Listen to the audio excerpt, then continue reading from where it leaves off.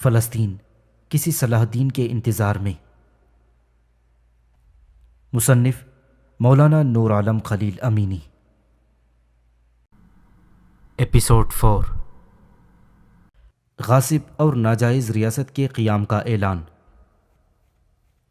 فلسطین سے یہودیوں کے تعلق اور اس کی مٹی سے ان کی وابستگی کا دعویٰ اس سچائی کے سامنے نہیں ٹھہرتا کہ بنی اسرائیل کی اکثریت نے ارض مقدس کی طرف روانگی کے تعلق سے حضرت موسیٰ علیہ نبینا علیہ الصلاۃ والسلام کی بات ماننے سے انکار کر دیا تھا، نیز ان کی اکثریت نے اس وقت بابل سے یہاں آنے کو بھی مسترد کر دیا تھا جب شہنشاہ فارس قورش نے ان کو یہ پیشکش کی تھی۔ پوری تاریخ میں تا دم تحریر فلسطین میں یہودیوں کی تعداد دنیا کے سارے یہودیوں کے بالمقابل بہتر سے بہتر حالات میں 40% سے زیادہ نہیں رہی تھی۔ فلسطین میں یہودی ریاست کی تعمیر کے لیے تگ و دو کرنے والی تحریک صہیونیت کے وجود کے مندرجہ ذیل متعدد اسباب تھے۔ پہلا، فلسطین میں یہودیوں کو لا بسانے کے رجحانات جو بالخصوص 16ویں صدی عیسوی میں پروٹسٹنٹ مغربی مسیحیوں کے درمیان معرض وجود میں آئے تھے۔ دوسرا، یورپ میں بالخصوص 19ویں صدی میں قومی اور وطنی نقطہ نظر سے اور قومی ریاست کے فلسفے کے ظہور سے۔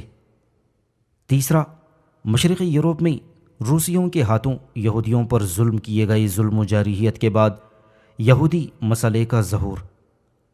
چوتھا، یورپ اور امریکہ میں کئی ایک حلقہ اثر تک یہودیوں کی پہنچ اور ساتھ ہی ہسکلا یہودی روشن خیالی کی تحریک کی ناکامی کہ جس نے یہودیوں کے لیے جن جن معاشروں میں وہ رہ رہے تھے انضمام اور گھل مل جانے کی سعی کی تھی۔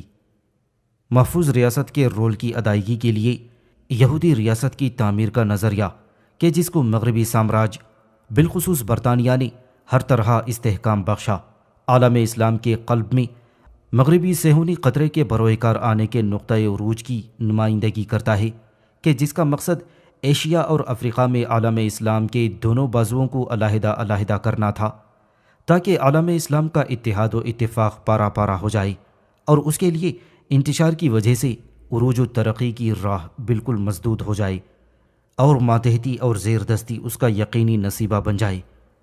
نیز عالم اسلام آئندہ کبھی بھی سب سے بڑی اور زبردست اسلامی طاقت کا روپ دھار نہ سکے اور خلافت عثمانیہ کی قائم مقامی نہ کر سکے، لہذا یہودی صہیونی وجود کی بقا اور استحکام و ترقی اس کے آس پاس کی ساری اسلامی ریاستوں اور خطوں کی کمزوری، پسماندگی اور انتشار میں مضمر۔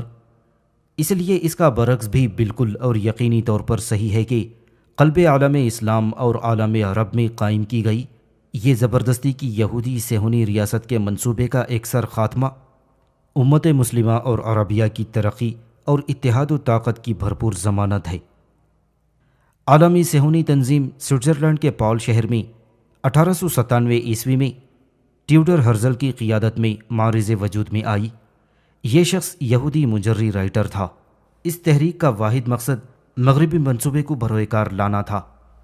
پہلی جنگ عظیم کے اختتام تک اسے کوئی خاطر خواہ کامیابی نہ مل سکی۔ یہ خالص نسلی تحریک ہے جو مذہبی قومی یہودی میراث کی پس منظر اور پیش منظروں کی اساس پر قائم ہوئی تھی۔ اس کی کامیابی کی واحد ضمانت فلسطین میں عرب مسلمانوں کے وطنی حقوق کو سلب کر کے ان کی جگہ یہودیوں کو لا بسانے میں کامیابی کا حصول ہے۔ صہیونی نظریے کی روح کے اعتبار سے یہودیوں کے مختلف سیکولر، اشتراع، مذہبی، ثقافتی، سیاسی اور لبرل دھڑوں میں کوئی فرق نہیں ہے۔ سارے یہودی بالآخر صہیونی ہیں جن کا واحد مقصد بلند تر اہداف کا حصول ہے، یعنی فلسطین میں صہیونی ریاست کے تحت سارے یہودیوں کا ازدحام اور عربی فلسطینیوں کی خانمہ بربادی۔ برطانوی سامراج نے ہی صہیونی منصوبے کو برپا کرنے کی ذمہ داری اپنے سر لی تھی۔ اسی نے 1917 عیسوی میں وعدہ بیلفور آرتھر جیمز جو کہ برطانوی سیاستدان، برطانیہ کا وزیر اعظم اور وزیر خارجہ رہا تھا، اس کا اجرا کیا تھا اور فلسطین میں یہودیوں کے لیے ایک قومی وطن کی تعمیر کا اپنے آپ کو پابند عہد کیا تھا۔ 1918 عیسوی میں برطانوی سامراج کا فلسطین پر قبضہ ہوا۔ اس وقت وہ اپنے وعدے کا پابند نہیں رہا کہ شریف حسین آزاد و مختار ہوں گے اور یہاں انہی کا عمل دخل رہے گا۔ چنانچہ برطانوی سامراج نے مئی 1916 عیسوی کے سائکس بیکو معاہدے کے تحت شام و عراق کو اپنے اور فرانس کے درمیان تقسیم کر لیا، جس کی روح سے برطانیہ نے فلسطین کو عالمی خطہ قرار دینے کا منصوبہ بنایا۔ پھر اس نے فلسطین کو اپریل 1920 عیسوی کے سن ریمو معاہدے کے تحت اپنے لیے خاص کر لیا۔ فلسطین پر اپنے اقتدار کے تحت اس نے وعدہ بیلفور کو عملی جامہ پہنانے کی سوچی، جس کی قرارداد لیگ آف نیشن نے 1922 عیسوی میں پاس کر دی۔ فلسطین پر اپنے قبضے کے عرصے 1918 سے 1948 عیسوی میں برطانیہ نے فلسطین کی طرف پوری دنیا سے یہودیوں کو ترک وطن کر کے یہاں آ بسنے کے دروازے چوپٹ کھول دیے تھے۔ چنانچہ 1918 عیسوی میں یہودیوں کی جو تعداد 55,000 تھی، وہ بڑھ کر 1948 عیسوی میں 6,46,000 ہو گئی، یعنی کل آبادی کے 8% کے تناسب سے بڑھ کر 31% کے تناسب تک پہنچ گئی تھی۔ برطانیہ نے فلسطین کی زمین میں بھی ان کے حصے میں اضافہ کر دیا تھا۔ پہلے انہیں فلسطین کی زمین کا 2% حصہ ملا ہوا تھا، اب 6 سے 7% حصہ مل گیا۔ یہ زمینیں یہودیوں کو برطانوی حکومت کی طرف سے ملی تھیں یا غیر فلسطینی ہاتھوں سے حاصل ہوئی تھیں۔ 30 سال کی طویل مدت تک فلسطینی مسلمان حالات کی ساری ستم ظریفیوں کے باوجود اپنی مٹی پر ڈٹے رہے، وہی یہاں کی غالب اکثریت رہے، یعنی ان کا تناسب 65% رہا، اور وہ زمین کے اکثر حصے کے مالک رہے تھے۔ لیکن برطانوی استعمار کی تائید و حمایت سے یہودیوں نے اپنی اقتصادی، سیاسی، تعلیمی، عسکری اور اجتماعی اداروں کو خوب مستحکم کر لیا۔ 1948 عیسوی تک وہ 300 کالونیز تعمیر کر چکے تھے، 70,000 سپاہیوں پر مشتمل اپنی عسکری طاقت ترتیب دے کر اپنی ریاست کے اعلان کی پوزیشن میں آ چکے تھے۔ باوجود یہ کہ فلسطین کے خلاف سازش فلسطینی عوام کی صلاحیتوں سے کہیں زیادہ بڑھی ہوئی تھی، لیکن فلسطینیوں نے برطانوی قبضے اور صہیونی منصوبے کو ایک سر مسترد کرتے ہوئے آزادی کا مطالبہ کیا۔ الحاج امین الحسینی، جن کی سربراہی میں قومی وطنی دھارے ایک جٹ ہو کر عوامی سیاسی تحریکات اور زبردست انقلابی اور مساعی تبدیل ہو گئے۔ 1920 عیسوی میں القدس میں انقلابی احتجاج و مظاہرے، 1920 عیسوی میں یافا تحریکیں، 1929 عیسوی میں براق انقلابی مظاہرے اور اکتوبر 1933 عیسوی میں احتجاجی مظاہرے برپا ہوئے تھے۔ نیز یہ کہ مجاہد کبیر عز الدین قسام کی قیادت میں جہادی تحریک کا آغاز ہوا اور کوفہ احزر یعنی سبز ہتھیلی اور جہاد مقدس کی تنظیم کی اساس پڑی۔ 1936 سے 1939 عیسوی کی زبردست انقلابی تحریک کے نتیجے میں برطانیہ کو اپنے کتاب ابیض یعنی وائٹ پیپر پر مئی 1939 عیسوی میں 10 سال کے اندر فلسطینی ریاست کے قیام اور 5 سال کے بعد فلسطین کی زمینوں کو یہودیوں کے ہاتھوں بیچنے، نیز فلسطین کی طرف یہودیوں کی مہاجرت کو روک دینے کا وعدہ کرنا پڑا تھا۔ لیکن 1945 عیسوی کے اواخر میں برطانیہ اپنے وعدے پر قائم نہ رہ سکا اور امریکہ کی سرپرستی میں صہیونی منصوبہ پھر بروئے کار آنے لگا تھا۔ نومبر 1947 عیسوی میں اقوام متحدہ کی جنرل اسمبلی نے فلسطین کو 2 ریاستوں عربی اور یہودیوں میں تقسیم کر دیے جانے کی قرارداد نمبر 181 پاس کر دی تھی۔ یہودی ریاست کو فلسطین کی 54% اراضی، جبکہ عربی ریاست کو صرف 45% اراضی دیے جانے اور 1% اراضی بیت المقدس کے خطے کو وقتی طور پر عالمی خطہ قرار دیے جانے کی تجویز پاس کر دی گئی تھی۔ جنرل اسمبلی کی قراردادیں اقوام متحدہ کی چارٹر کی روح سے بھی عالمی برادری کے لیے واجب العمل نہیں ہوتی۔ علاوہ ازیں یہ قرارداد تو اس اصول کے بھی خلاف ہے کہ جس میں اقوام متحدہ کی بنیاد ہے، یعنی یہ کہ اقوام عالم کو آزادی اور خود مختاری کا مکمل حق ہوگا۔ نیز فلسطینی قوم سے، جس کا اس مسئلے سے راست تعلق تھا، کسی طرح کا مشورہ کیا گیا اور نہ ہی اسے رائے لی گئی۔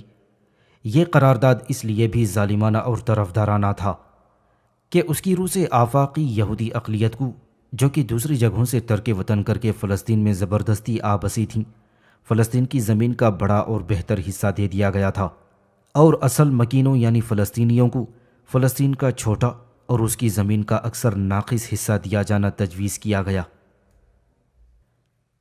14 مئی 1948 عیسوی کو صہیونیوں نے اپنی ریاست اسرائیل کے قیام کا اعلان کر دیا۔ اس موقع سے برسر تصادم عربی افواج کو انہوں نے شکست دے دی۔ کیونکہ یہ فوجیں بد نظمی، ناتجربے کاری اور قیادت کی ناکامی کا اعلیٰ نمونہ تھیں۔ ان میں سے کچھ افواج استعمار کی زیر اثر تھیں اور صہیونی فلسطین کی 76% اراضی پر قابض ہو گئے۔ انہوں نے 8 لاکھ فلسطینیوں کو ان کے گھروں سے کھدیڑ دیا اور 9,25,000 یہودیوں پر مشتمل اپنی ریاست فلسطینیوں سے چھینی گئی زمین پر قائم کر لی۔ مقبوضہ علاقے میں موجود 585 فلسطینی گاؤں میں سے 478 گاؤں کو صفحہ ہستی سے مٹا دیا گیا۔ 34 مقتل انہوں نے قائم کیے جہاں فلسطینیوں کو بھیڑ بکریوں کی طرح ذبح کیا گیا۔ فلسطین کی باقی ماندہ زمین یعنی مغربی کنارے کی 5,500 مربع کلومیٹر کی زمین کو اردن نے باقاعدہ اپنی ریاست کا حصہ بنا لیا، جبکہ غزہ پٹی کی 336 مربع کلومیٹر کی زمین کو مصر نے اپنے زیر انتظام کر لیا۔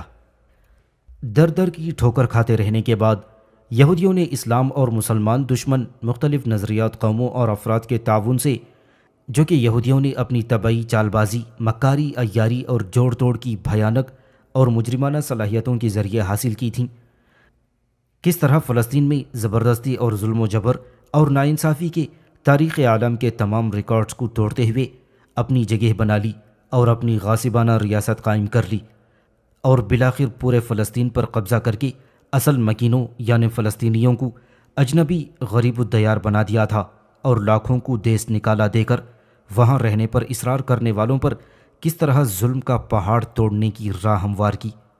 ان حقائق کے تسلسل کو مختصراً جاننے کے لیے ذیل کی سطریں پڑھنا کافی ہیں۔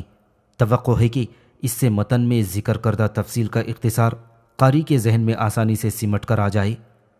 حالانکہ یہود و نصارہ میں تاریخ کے اکثر ادوار میں باہم نہ صرف فکری بلکہ ہر سطح پر تصادم کی کیفیت جاری رہی، لیکن مسلمانوں سے چونکہ یہودیوں کو دیرینہ پرخاش رہی تھی، اس لیے صلیبی جنگوں میں یہودیوں نے کھل کر عیسائیوں کا ساتھ دیا تھا اور مسلمانوں کے خلاف عیسائیوں کے شانہ بشانہ لڑتے رہے۔ لیکن شیر اسلام حضرت صلاح الدین ایوبی رحمۃ اللہ علیہ نے عیسائیوں، رومیوں اور یہودیوں کو عبرتناک شکست سے دوچار کیا، اور یوں یہودیوں کو بھی عرب ممالک سے نکلنا پڑا، اور یہ روس، جرمنی، ہالینڈ، انگلینڈ اور فرانس منتقل ہو گئے۔ ان کی اکثریت خصوصاً امیر یہودی یعنی برطانیہ میں مقیم ہوئے اور وہاں کی اقتصادیات اور نائٹس کی محلاتی سیاست میں دخیل ہوئے، تاہم عوام کے غم و غصے کی تاب نہ لاتے ہوئے 1290 عیسوی میں برطانیہ بدر ہوئے، فرانس پہنچے اور وہاں سے 1306 عیسوی میں نکالے گئے، بیلجیم میں جمع ہوئے تو 1370 عیسوی میں وہاں سے چلتا کیے گئے۔ اس کے بعد انہیں کہیں مستقل ٹھکانہ میسر نہ آ سکا، چنانچہ چیکوسلوواکیہ سے 1380 عیسوی، ہالینڈ سے 1494 عیسوی، روس سے 1510 عیسوی، اٹالی سے 1540 عیسوی اور پھر جرمنی سے 1551 عیسوی میں دیس نکالا ملا۔ یہ صدیوں خانہ بدوشوں کی طرح ادھر ادھر پھرتے رہے۔ آخر کیوں؟ صرف اور صرف اس لیے کہ یہ خود کو دنیا کی افضل ترین قوم سمجھتے تھے۔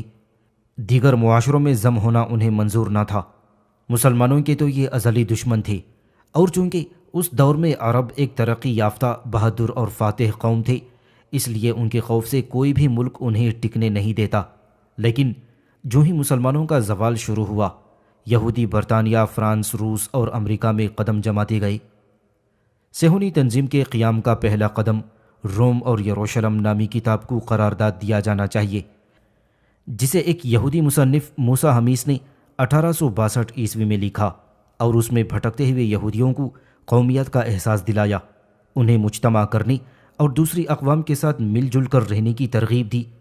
دوسرا قدم یقیناً روسی یہودی مصنف لیو پینسکر کی کتاب خودکار نجات نامی ہے، جو کہ 1882 عیسوی میں شائع ہوئی۔ اس روسی یہودی نے اسی پر اکتفا نہیں کیا، بلکہ اپنی بھرپور کاوشوں سے 1884 عیسوی میں جرمنی میں یہودی نیشنل کانفرنس منعقد کی، جس میں الگ وطن کے لیے متعدد ضابطے ترتیب دیے تھے۔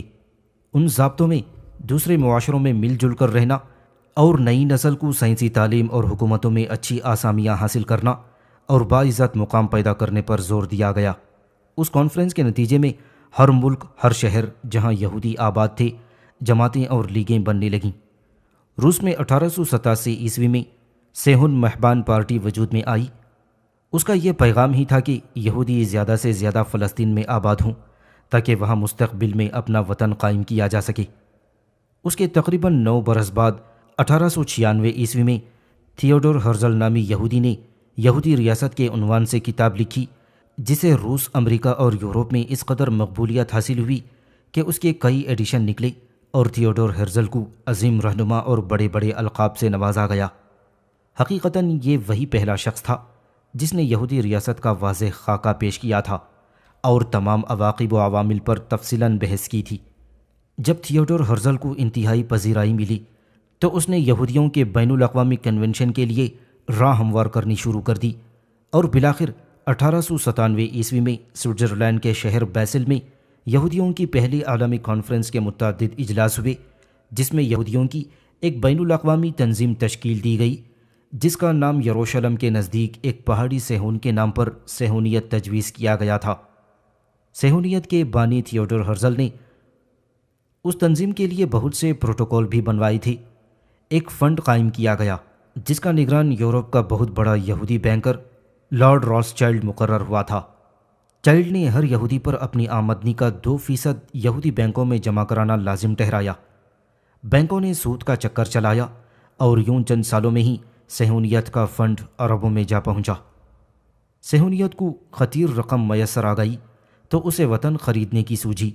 چنانچہ 1902 میں ہرزل کی سربراہی میں ایک وفد سلطان عبدالحمید سے فلسطین میں اسرائیلی ریاست قائم کرنے کے لیے ترکی پہنچا، لیکن سلطان نے ان کی ہر بڑی سے بڑی پیشکش کو ٹھکرا دیا۔ تاہم یہ فتنہ گر آرام سے نہیں بیٹھے، انہوں نے عربوں اور ترکوں کو باہم ٹکرانے اور برطانیہ سے مدد کا منصوبہ تیار کر لیا۔ پہلی جنگ عظیم میں ترکی نے جرمنی کا ساتھ دیا، لیکن لارنس نے عربوں کو جھوٹے وعدے کے ذریعے برطانیہ کی مدد پر آمادہ کر لیا۔ ایک عیار یہودی کیمسٹ ڈاکٹر ویزمن نے اپنی بارودی دریافت کے بدلے برطانیہ کو زیر احسان کیا، جس کے نتیجے میں اعلان بیلفور مرتب ہوا کہ جس کی توثیق فروری 1918 میں فرانس، مئی 1918 میں اٹالی اور 1922 میں امریکہ نے کر دی۔ اس طرح گویا پوری مغربی دنیا یہود کی پشت پناہ بن گئی، اور یہی وہ دور ہے جب یہودیوں کے ایک خفیہ اجلاس میں باقاعدہ قرارداد کے ذریعے یہ طے پایا تھا کہ چونکہ یہ دنیا اور اس کی ہر شے خدا کی ہے اور خدا صرف بنی اسرائیل کا ہے، اس لیے اس دنیا میں صرف ہم کو حکمرانی کا حق ہے۔ یہاں ایک لمحہ بھر کے لیے ضرور رکیے اور سوچئے کہ ایک ایسی خانہ بدوش قوم کہ جس کا کوئی ملک ہی نہ تھا، وہ اس وقت کی مضبوط ترین اقوام کی موجودگی میں دنیا پر حکمرانی کی قرارداد پاس کر رہی ہے۔ مزید یہ کہ اسے عملی جامہ پہنانے کے لیے چند خودکار اسکیمیں بھی بنائی گئیں، مثلاً عالمی بینک کاری پر مکمل کنٹرول، ذرائع نشر و اشاعت، صحافت پر قبضہ، اپنی مرضی کی خبریں دینا اور من پسند لٹریچر کی تشہیر، مذاہب کے برعکس نئے تقریبی فرقوں کی تشکیل، جہاد کو جنگل کا قانون اور انسان دشمن جذبہ قرار دینا، کلیدی عہدوں پر فائز ہونا اور صنعت و تجارت پر اپنی مکمل اجارہ داری۔ اگرچہ یہ قراردادیں 1901 سے 1903 میں تیار ہوئی ہوتیں، تاہم تقریباً 15 سال بعد 1917 میں منظر عام پر آئیں، جبکہ روس میں سرخ انقلاب آیا تھا جس کی قیادت لینن اور ٹرائگری نے کی تھی، جو دونوں یہودی تھے۔ صرف یہی نہیں، کارل مارکس بھی کٹر یہودی تھا اور اسٹالن بھی یہود نواز تھا۔ ان سب نے مل کر کمیونزم کی آڑ میں جس طرح روسی مسلمانوں پر مظالم ڈھائے، اس کی مثال نہیں ملتی۔ عالمی بساط پر یہود و نصارہ روس اور ان کے حواری جھوٹ، مکر و فریب اور انسانیت کی تذلیل کا کھیل کھیلتے رہے، اور بالآخر جنرل اسمبلی میں 14 مئی 1948 کو 6:11 پر امریکی نمائندے مسٹر آسٹن کا نائب پروفیسر فلپ پریشان حال اٹھا اور یہودی ریاست اسرائیل کے قیام کو تسلیم کرنے کا اعلان کر دیا۔ اس کے فوراً بعد روس نے بھی تسلیم کر لیا، اور یوں فلسطین کے قلب میں ایک سفید جھنڈا ابھرا کہ جس پر 6 کونوں والا نیلا تارا بنا ہوا تھا۔ بے شک یہ عالمی صہیونیت کی پروپیگنڈا مشنری کا کارنامہ تھا کہ جس میں دنیا کے ہر ملک، ہر شہر اور ہر یہودی مرد و زن نے عیاریوں، مکاریوں اور انسانیت سے بعید ترین مکروہ کردار ادا کیا ہے۔ تبھی تو اسرائیل وجود میں آیا تھا۔ اسرائیل کا یہ شجر خبیث سامراجیوں کی شہ پر جب سے لگا ہے، تب سے اب تک لاکھوں عربوں کا خون پی چکا ہے۔ طرفہ تماشا یہ کہ یہودی 1948 والے اسرائیل پر بھی قانی نہیں تھے، بلکہ وہ تو دنیا پر حکمرانی کے پہلے مرحلے کے لیے عظیم تر اسرائیل کے مجوزہ خاکے کے مطابق صحرائے سینا، نہر سوئز کے دونوں کناروں پر بشمول پورٹ سعید، قاہرہ کے خلیج سوئز اور بحر احمر کا کچھ حصہ، شمالی حجاز، نجد، مع مدینہ، کویت، عراق، اردن، شام، لبنان اور ترکی کے جنوبی حصے کوہ ارارت پر نیلا تارا چمکانا چاہتے ہیں۔ خود کو مہذب دنیا کی مہذب اقوام کہلانے والوں نے فلسطین کو تقسیم کرنے اور اسرائیل قائم کرنے میں جس اجلت، ڈھٹائی اور بے انصافیوں کا مظاہرہ کیا تھا، یقیناً قیامت تک ایسے مثال ملنا ناممکن رہے گا۔ اقوام متحدہ کی جنرل اسمبلی کے فیصلے خود اس کے دستور کے مطابق ان کا نفاذ لازم نہیں آتا، جبکہ اس مخصوص فیصلے میں تو حالت یہ تھی کہ خود اس ادارے کے بنیادی اصولوں کی خلاف ورزی کی گئی اور عوام سے ان کی آزادی اور خود اختیاری کا حق چھین لیا گیا۔ اس غیر منصفانہ فیصلے کے مطابق فلسطینیوں کی اکثریت کو نظر انداز کر کے یہودی اقلیت کو زمین کا 54% حصہ ادا کر دیا گیا، جبکہ ان کے پاس اس وقت محض 5 سے 6% زمین تھی اور وہ کل آبادی پر 31% تھے۔ تقسیم فلسطین کے اعلان کے ساتھ ہی جنگ کے شعلے بھڑک اٹھے۔ قلیل تعداد میں خود ساختہ جیش الانقاذ اور فلسطینی فوج الجہاد القدس نے پہلے 6 ماہ بہت کامیابیاں حاصل کیں اور عرب ممالک کی طرف سے دیے گئے ناقص اسلحے کے باوجود 82% رقبہ بچا لیا تھا۔ صرف مصر کی جماعت الاخوان المسلمین نے فلسطین کے تحفظ کے لیے بہترین کوششیں کیں۔ ان کے رہنما مرشد حسن البنا نے اکتوبر 1948 عیسوی میں ہزاروں جانبازوں کا دستہ روانہ کر دیا۔ ان میں سے گنتی کے مجاہدین مصری حکومت کی پابندیوں سے بچ کر پہنچے اور میدان جنگ میں انتہائی بہادری سے لڑے تھے۔ سیکولر مصری حکومت نے لڑائی کے دوران ہی بہت سے مجاہدین کو گرفتار کر کے جیلوں میں ڈال دیا اور اخوان المسلمین پر سخت پابندی لگا دی، اور 1948 عیسوی میں اسرائیل کے ساتھ جنگ بندی کے شرمناک معاہدے سے چند روز قبل ہی قائد اخوان حسن البنا کو شہید کر دیا گیا۔ فرعونوں کی سرزمین میں فرعونیت سے نسبت جوڑنے والوں سے نہ تب خیر کی امید تھی اور نہ ہی اب ہے۔ سامعین سے گزارش کی جاتی ہے کہ ہمارے سارے چینلز ایلیکونٹ ادب ایکسٹراز، سوارڈ آف حق چینل اور اتحاد الانصار چینل میں جن آڈیو بکس اور سیریز کو مکمل کیا جا چکا ہے، ان سب کا مطالعہ ہمارے پلے لسٹ سیکشن سے کریں، اور ان آڈیو بکس اور سیریز کو آپ اپنے دوست و احباب میں شیئر کرتے رہیں، اور ہمارے سوشل میڈیا پلیٹ فارمز کے لنکس ڈسکرپشن میں دیے گئے ہیں۔ ہمیں سبسکرائب اور فالو ضرور کریں۔ جزاک اللہ۔